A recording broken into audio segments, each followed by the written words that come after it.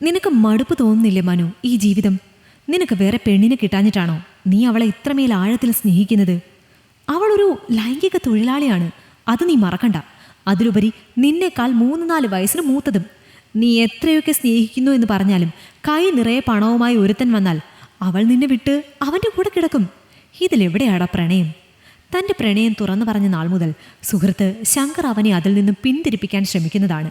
മനു മീരയെ പ്രണയിക്കാൻ കാരണമായത് താനാണെന്ന ഒരു ചെറിയ കുറ്റബോധവും ശങ്കറിന് ഇല്ലാതെയില്ല. കാരണം ആദ്യമായി മനുവിനെ മീരയുടെ അടുത്തേക്ക് എത്തിച്ചത് ശങ്കറാണ്. അതും വെറും സെക്സിന് വേണ്ടി മാത്രം.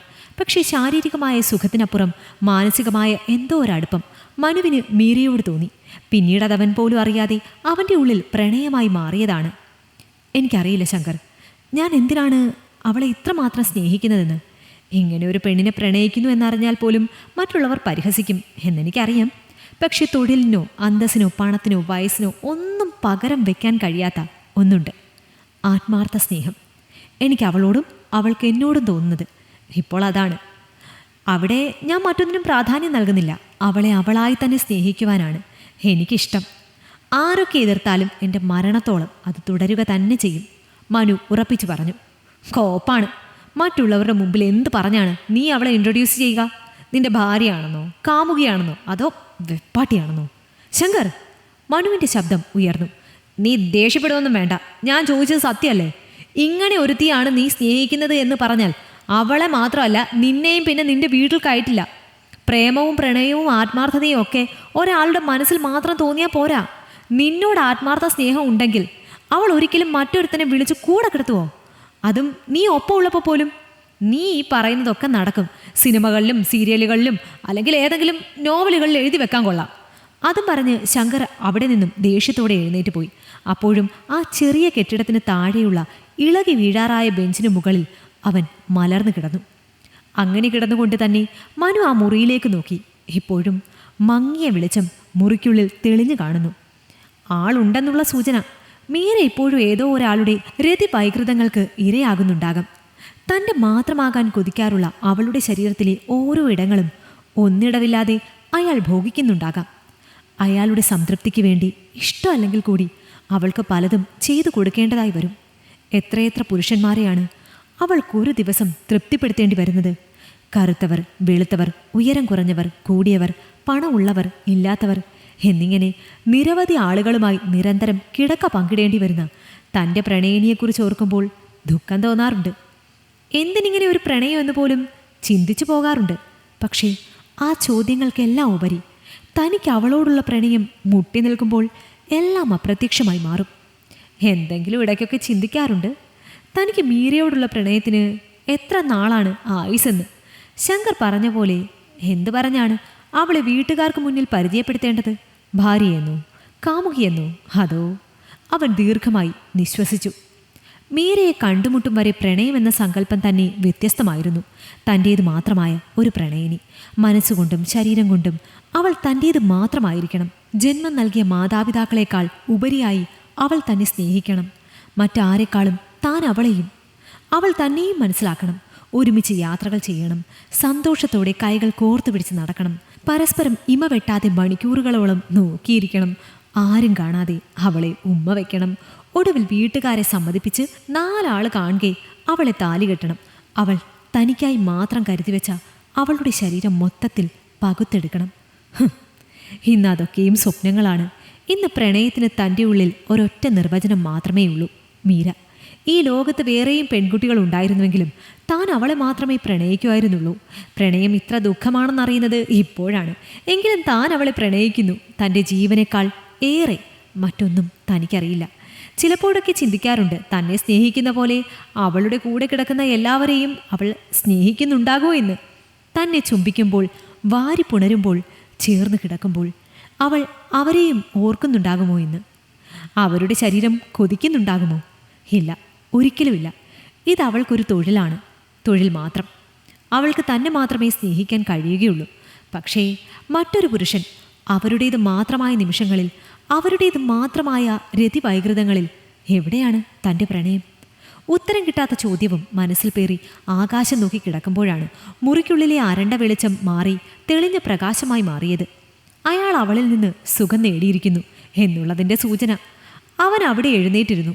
മുറിക്കുള്ളിൽ നിന്നും ഒത്ത ശരീരമുള്ള ഒരു മനുഷ്യൻ ഷർട്ടിൻ്റെ ബട്ടണുകൾ ഇട്ടുകൊണ്ട് പടികൾ ഇറങ്ങി വന്നു. അയാളുടെ കൈക്കുള്ളിൽ കിടന്ന് അവൾ പിടഞ്ഞു കാണും. അവൻ അയാളെ വെറുപ്പോടെ നോക്കിയെങ്കിലും അയാൾ അവനെ വകവയ്ക്കാതെ ബൈക്ക് സ്റ്റാർട്ട് ചെയ്തു പോയി. അവൻ വേഗം തന്നെ സ്റ്റെപ്പുകൾ കയറി മുകളിലേക്ക് ചെന്നു. പിച്ചി ചീന്തിയെറിഞ്ഞ താമര ഇതളുകൾ പോലെ അവൾ അന്നേരം ക്ഷീണിച്ച് തളർന്നു കിടപ്പുണ്ടായിരുന്നു. അവൻ വേഗം അവളെ ചെന്ന് വാരി പുണർന്നു. അയാളുടെ വിയർപ്പിൻ്റെ മണം അവൻ്റെ മൂക്കിലേക്ക് തുളഞ്ഞു കയറി. അവൻ ഓക്കാനം വന്നു. മനു ഇവിടെ തന്നെ ഉണ്ടായിരുന്നോ? ഏതോ സുഹൃത്തിനെ കാണാൻ പോകണമെന്ന് പറഞ്ഞിരുന്നില്ലേ? ഞാൻ കരുതി പോയിട്ടുണ്ടാവുമെന്ന്. അവൻ്റെ മടിയിൽ തല വെച്ചുകൊണ്ട് അവൾ ചോദിച്ചു. ഇല്ല, പോയില്ല. ഞാനിവിടെ താഴെ തന്നെ ഉണ്ടായിരുന്നു. മറ്റൊരാൾ വന്നു ചേരുമ്പോൾ മാറി നിൽക്കാൻ വിധിക്കപ്പെട്ടവനാണ് ഞാൻ. എങ്കിലും എനിക്ക് നിന്നെ വിട്ടുപോകാൻ മനസ്സ് വന്നില്ല. ദുഃഖത്തോടെ അവനത് പറയുമ്പോൾ അവൾക്കും സങ്കടം അടക്കാൻ കഴിഞ്ഞില്ല. അവൾ തേങ്ങലോടെ അവൻ്റെ കൈകൾ മുറുകെ പിടിച്ചു. നീ കരയരുത് മീര. നിന്റെ കണ്ണുനീർ എനിക്ക് കണ്ടു നിൽക്കാനാവില്ല. നിന്നെ ഇങ്ങനെ മാറി നിന്ന് പ്രണയിക്കാനാണ് ദൈവനിശ്ചയം. എങ്കിൽ ഞാനത് സന്തോഷത്തോടെ ഏറ്റുവാങ്ങുകയാണ്. നീ എൻ്റെ ജീവനാണ്. എങ്ങനെയെങ്കിലും എനിക്ക് നിന്നെ പ്രണയിക്കാൻ കഴിയുന്നുണ്ടല്ലോ.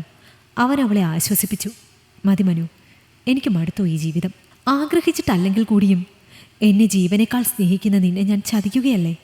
നിനക്ക് മാത്രം സ്നേഹം പകുത്തു നൽകാൻ എൻ്റെ മനസ്സ് വിങ്ങുകയാണ്.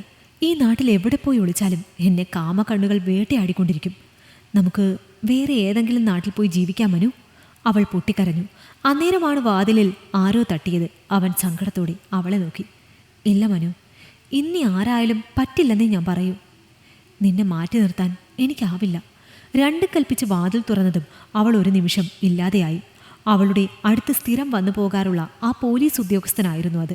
അയാൾ എപ്പോഴൊക്കെ വന്നിട്ടുണ്ടോ അപ്പോഴൊക്കെയും അയാൾ അവളെ പ്രാപിച്ചിട്ടുണ്ട്. ആരുണ്ടെങ്കിലും അയാൾക്ക് ശേഷമേ അവർ അവളെ തൊട്ടിരുന്നുള്ളൂ. അത് അയാൾക്ക് നിർബന്ധമായിരുന്നു. വാതിൽ തുറന്നതും അയാൾ ഒന്നും പറയാതെ അകത്തേക്ക് വന്നു. മനുവിൻ്റെ മുന്നിൽ അവൾ നിസ്സഹായയായി നിന്നു. തല കുനിച്ച് ഒരു പരാജിതനെ പോലെ മുറിവിട്ടിറങ്ങുന്ന മനുവിനെ കണ്ടതും അവളുടെ നെഞ്ചു നീറി.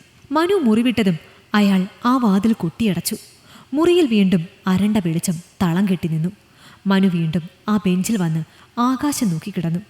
അവൻ ഈ പ്രപഞ്ചത്തിലെ സർവ്വ പുരുഷന്മാരോടും വെറുപ്പ് തോന്നി. അയാളുടെ മുൻപിൽ നഗ്നയായി കിടക്കുമ്പോഴും അവൾ മനുവിനെ ഓർത്ത് തേങ്ങിക്കൊണ്ടിരുന്നു. മിനിറ്റുകൾ കടന്നുപോയി. ഓരോന്ന് ചിന്തിച്ച് അവൻ തെല്ലൊന്ന് മയങ്ങിപ്പോയി. അതുകൊണ്ട് തന്നെ ആ പോലീസുകാരൻ മുറിവിട്ടിറങ്ങിയതൊന്നും അവൻ അറിഞ്ഞിരുന്നില്ല. ഉറക്കം തെളിഞ്ഞ് വാച്ചിലേക്ക് നോക്കുമ്പോൾ സമയം ഒരുപാട് പിന്നിട്ടിരിക്കുന്നത് അവൻ അറിഞ്ഞു. മീര എന്താ തന്നെ വിളിക്കാതെ ഇരുന്നത്? ഇനി താൻ പറഞ്ഞതോർത്ത് വിഷമിച്ച് തന്നോട് പിണങ്ങിക്കിടക്കുകയാണോ? അവൻ വേഗം മുറിയിലേക്ക് ചെന്നു. അവൻ കരുതിയിരുന്നത് പോലെ അവൾ കട്ടിലിൽ കമിഴ്ന്നു കിടന്ന് നല്ല ഉറക്കത്തിലായിരുന്നു. അവളെ ഉമ്മ വെച്ച് ഉണർത്താൻ തുനിഞ്ഞപ്പോഴാണ് കട്ടിലിൽ എന്തോ എഴുതിയ ഒരു വെളുത്ത കടലാസ് അവൻ കണ്ടത്. നേരിയ ആകാംക്ഷയോടെ അവനത് വായിച്ചു നോക്കി. മനു, ഞാൻ പോകുന്നു. ഇനിയും നിന്നെ വേദനിപ്പിക്കാൻ എനിക്കാവില്ല. എനിക്കറിയില്ലായിരുന്നു മനു, എന്നെങ്കിലും ഞാൻ നിന്നെ കണ്ടുമുട്ടുമെന്ന്.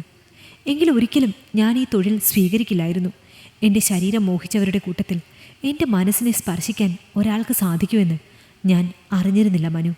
ഒരു മനുഷ്യനെ ഞാൻ ഈ ജന്മത്തിൽ പ്രണയിക്കുമെന്ന് സ്വപ്നത്തിൽ പോലും ഞാൻ കരുതിയതല്ല. ഈ തൊഴിൽ മോശമാണെന്ന് ഞാൻ പറയുന്നില്ല. പക്ഷേ എൻ്റെ പ്രണയം മുഴുവനായി നിനക്ക് തരാൻ എനിക്ക് സാധിക്കുന്നില്ല. ഈ ജന്മത്തിൽ ഇനി സാധിക്കില്ലെന്നറിയാം. അടുത്ത ജന്മത്തിൽ ഞാൻ നിൻ്റേത് മാത്രമായിരിക്കും. വാക്ക്. ഞാനും നീയും മാത്രമായുള്ള മുറിയിൽ നമുക്ക് സ്വസ്ഥമായി സ്നേഹിക്കണം, ആരുടെയും ശല്യമില്ലാതെ. എത്ര മനുഷ്യർ ചുറ്റിലുണ്ടെങ്കിലും എൻ്റെ ശരീരവും മനസ്സും ഞാൻ നിനക്ക് മാത്രമായി കാത്തുവയ്ക്കും. എൻ്റെ സ്നേഹത്തിനായി കൊതിച്ച് ഒരു ചുമരിനപ്പുറം കാത്തു നിൽക്കുന്ന നിന്നെ എനിക്കിനി കാണുവാൻ വയ്യ മനു. നിന്നെ ഞാൻ അവിടെ നിർത്തിയല്ലോ എന്ന കുറ്റബോധവും പേറിയാണ് ഓരോ ദിവസവും ഞാൻ ഉറങ്ങുന്നത്. എനിക്കത് താങ്ങാവുന്നതിലും അപ്പുറമായിരുന്നു. എന്നോ കരുതി വെച്ച ഒരു വിഷക്കുപ്പിയെ ഞാനിന്ന് ആശ്രയിക്കുകയാണ്. ആരുടെ കൂടെ കിടക്കുമ്പോഴും ഞാൻ നിന്നെ മാത്രമേ ഓർത്തിരുന്നുള്ളൂ, സ്നേഹിച്ചിരുന്നുള്ളൂ. ഞാൻ നിന്നെ സ്നേഹിക്കുന്നു. പക്ഷെ പ്രണയം ഇത്ര കൈപ്പേറിയതാകുമെന്ന് ഞാൻ ഒരിക്കലും കരുതിയിരുന്നില്ല. എനിക്ക് വിട തരിക. നിന്റെ മാത്രം മീര. ആ കത്ത് വായിച്ചു തീർന്നതും അവൻ്റെ സിരകളിൽ തീ പടർന്നു കയറി. വെപ്രാളത്തോടെ അവളെ തിരിച്ചു കിടത്തുമ്പോൾ വായിൽ നിന്നും ചോരയും നുരയും പതയും എല്ലാം ഒഴുകുന്നുണ്ടായിരുന്നു. അവളുടെ ജീവനറ്റ ശരീരം നെഞ്ചോട് ചേർത്ത് പിടിച്ച് അവൻ കരയുമ്പോഴും പുറത്താരോ അവളുടെ ശരീരത്തിൻ്റെ ചൂടേൽക്കാൻ കൊതിച്ച് കതകിൽ തട്ടിക്കൊണ്ടിരുന്നു. ഈ കഥ നിങ്ങൾക്കിഷ്ടമായെങ്കിൽ ലൈക്ക് ചെയ്യൂ. നിങ്ങളുടെ അഭിപ്രായങ്ങൾ കമന്റായി രേഖപ്പെടുത്തൂ. കൂടുതൽ കഥകൾ കേൾക്കാൻ ഈ ചാനൽ സബ്സ്ക്രൈബ് ചെയ്യൂ.